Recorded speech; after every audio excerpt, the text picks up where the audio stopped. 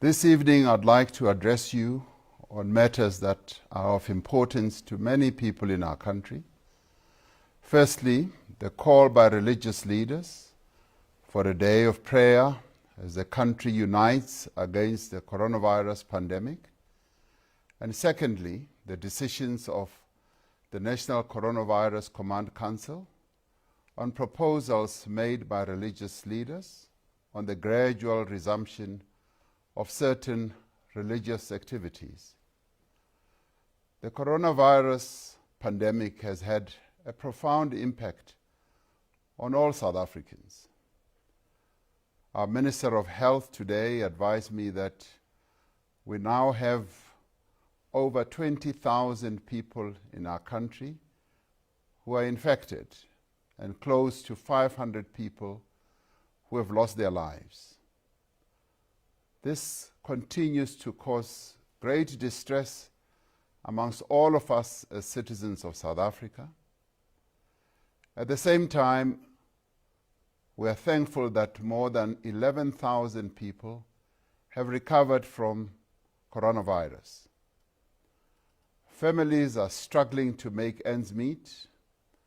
Businesses have been badly hit, and some have even had to shut down. People have lost their jobs, and sources of income have dried up. Because of the restrictions under the nationwide lockdown, we have been unable to move around, to go to work, to study, to meet friends and family, and to attend religious services. Yet, even at this time of crisis, we have cared for each other, shown compassion and solidarity, and have sought to alleviate the plight of the most vulnerable in our country. This pandemic has also taken a toll on us emotionally and spiritually. It has shaken our sense of well-being and security. Many of us are anxious and fearful of both the present and the future. As a nation, we have a responsibility to respond to this aspect of the pandemic with as much effort and urgency as we have responded to the health crisis and as we have acted to relieve the economic and social effects on our people. We have a responsibility to also take care of the spiritual, psychological, and emotional well-being of all South Africans. In helping our nation to cope with these difficulties, we acknowledge and welcome the call that has been made by our religious leaders for a day of prayer. Prayer will comfort and strengthen us as we continue to confront this pandemic. When I addressed the nation on Sunday, I said that we've been discussing with the religious leaders who have made a number of proposals around a gradual resumption of some religious activities and the manner in which they would like to exercise their functions. The National Coronavirus Command Council discussed the proposals put to us by our religious leaders and has determined that we should accede to the proposals put forward in accordance with certain norms and standards. South Africans are a people of deep faith. Our faith is what has seen us through many dark times and has sustained us. We understand the great importance that the closure of places of worship have had on members of the faith community, and that this has worsened the distress of communities who are unable to worship in congregation.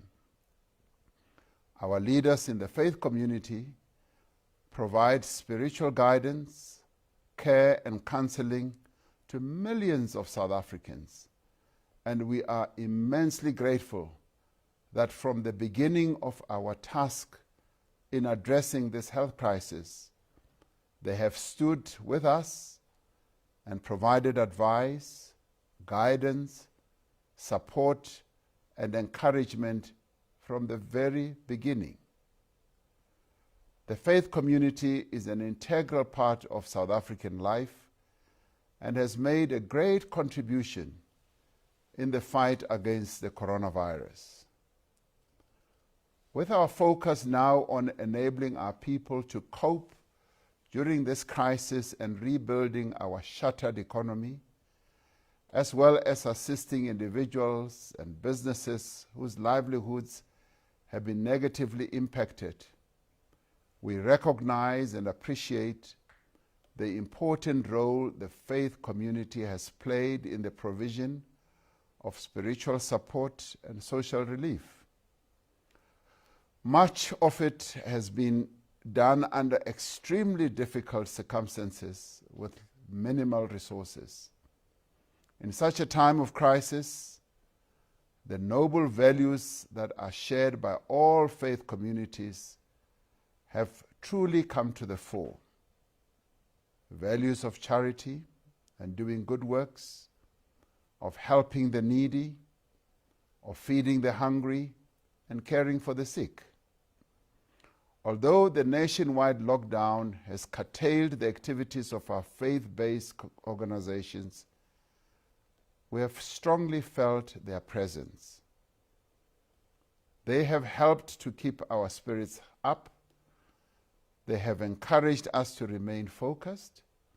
Above all, they have consistently reminded our people that the lockdown regulations are in place for the common good and the welfare of all of us. As we now prepare to move to Coronavirus Alert Level 3, on the 1st of June, we recognize and appreciate their deep desire to return to their duties, to serve their communities, and to serve society. After consideration, following consultation with our religious leaders, we have therefore determined that as part of the regulations for Alert Level 3, the current restrictions on congregational worship will be eased in a carefully measured way. Places of worship may reopen subject to strict restrictions which are absolutely necessary if we are to prevent infections from rising in accordance with norms and standards that will be set out in the regulations. Churches, synagogues, mosques, temples, and other recognized places of worship may resume services, but these will be limited in size to 50 people or less, depending on the space available. Social distancing will have to be observed, and all worshippers and participants will have to wear face masks in line with the current regulations. All religious organizations must put protocols in place for, among other things, thoroughly cleaning and sanitizing places of worship before and after services. Our faith communities must ensure that any religious rituals that carry even the slightest possibility of exposing worshippers to risk should be avoided, and that where they form an essential part of religious practice, that sanitation is paramount. Our religious leaders will be recognized as essential religious frontline workers for purposes of spiritual counseling to members of their faith organizations. Religious leaders will continue to officiate at funerals of no more than 50 people.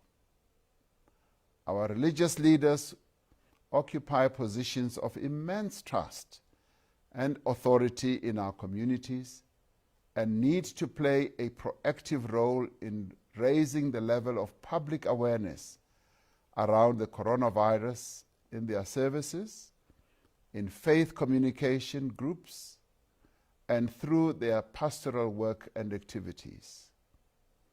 We welcome the offers that our religious leaders have made to make their facilities available for the fight against coronavirus by providing additional space for school lessons, for quarantine, for screening and testing, and for places of shelter for survivors of gender-based violence. This we are grateful for. This new phase of managing the coronavirus as a constant in our daily lives will be in many respects more difficult. It demands vigilance, and it will continue to demand sacrifices of all of us. The social distancing and hygiene measures that are in place under the lockdown will have to continue way into the future and cannot be abandoned or compromised. Let us continue to be guided by the overriding principle of doing whatever it takes to preserve life. Our faith-based organizations have shown in both word and deed their commitment to the national effort to combat this virus.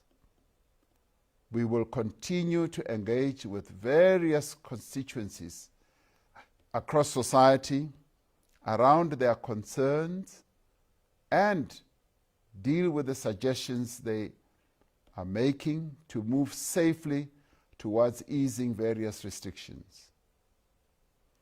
Throughout this difficult time, we have remained firm and united. Yet we know the race is far from won, and that the collective energies and efforts of all our people will be needed now as never before. I therefore urge all South Africans to heed the call of the leaders of our various faith communities for a national day of prayer, which they have delineated as Sunday, the 31st of May, when we will once again come together to pray for the healing of our land and the protection of our people. On this day, wherever we may be, I call upon all of us to turn our thoughts to all those who have been affected by this pandemic, to also turn our thoughts to the families of those who have lost their loved ones. On this day, we should remember those who are working to keep us safe, those who are suffering and grieving. Whether you are a person of faith or not, there is one belief that unites us, and that is our belief in South Africa, in its people, in their courage and in their ability to overcome even the greatest of tribulations. As we worked tirelessly to heal the divisions of the past, so too will our united action bring us healing from this pandemic. May God continue to bless South Africa and protect her people. I thank you once again.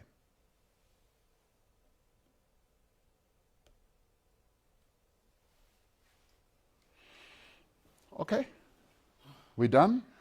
Another one?